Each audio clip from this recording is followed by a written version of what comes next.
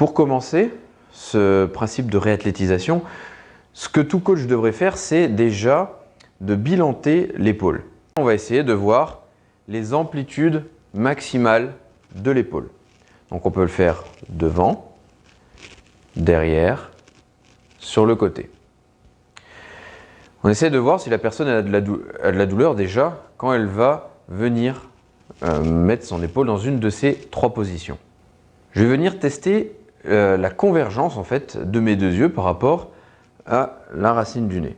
Pourquoi? Parce que mes yeux, comme ils sont rattachés sur des muscles qui sont ici postérieurs et ainsi que les épaules, si mes yeux ne convergent pas comme il le faudrait, ça va créer des compensations et du coup, si j'essaie de réhabiliter mon épaule mais que je ne corrige pas ceci, parce que les yeux c'est quand même un capteur principal de la posture, si je ne les corrige pas, mes épaules risqueront de récidiver dans quelques années ou dans quelques mois.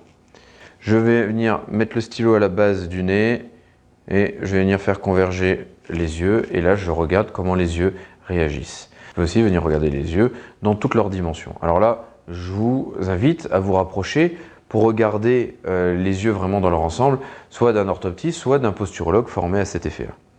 Ensuite, nous allons faire des tests au niveau des mains pour voir s'il n'y a pas de problème d'intégration sensorielle qui entraînerait du coup une mauvaise corrélation au niveau de la motricité.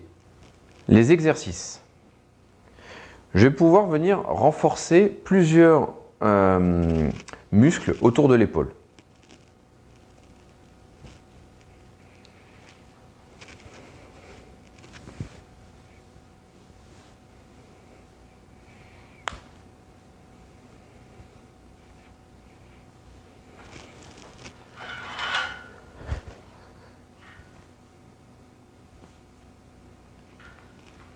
Je vais pouvoir travailler également ma mobilité au niveau de l'épaule.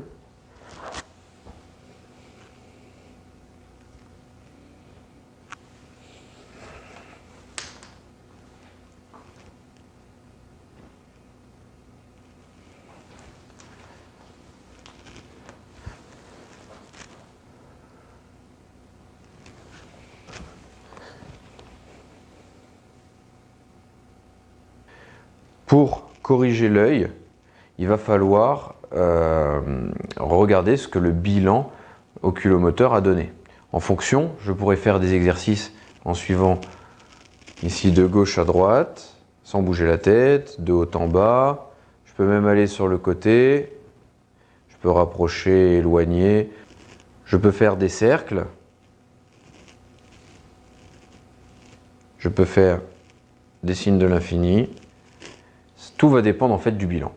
Pour travailler mes yeux, je vais pouvoir venir également faire de la vision près, loin, gauche, droite, haut, bas.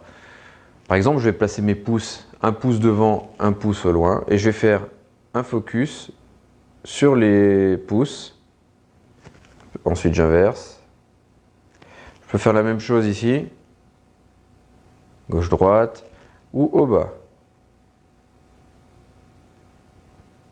Je peux aller sur le côté, en diagonale, et l'autre côté.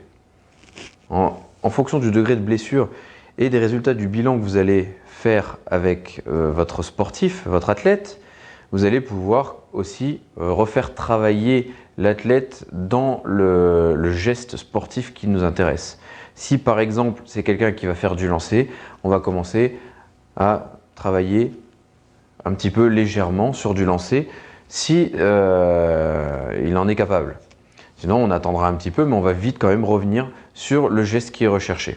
Si c'est un boxeur, il va falloir bien travailler sur la stabilité, mais on peut déjà commencer à travailler légèrement sur les mouvements. Pourquoi? Pour que le contrôle moteur revienne au fur et à mesure.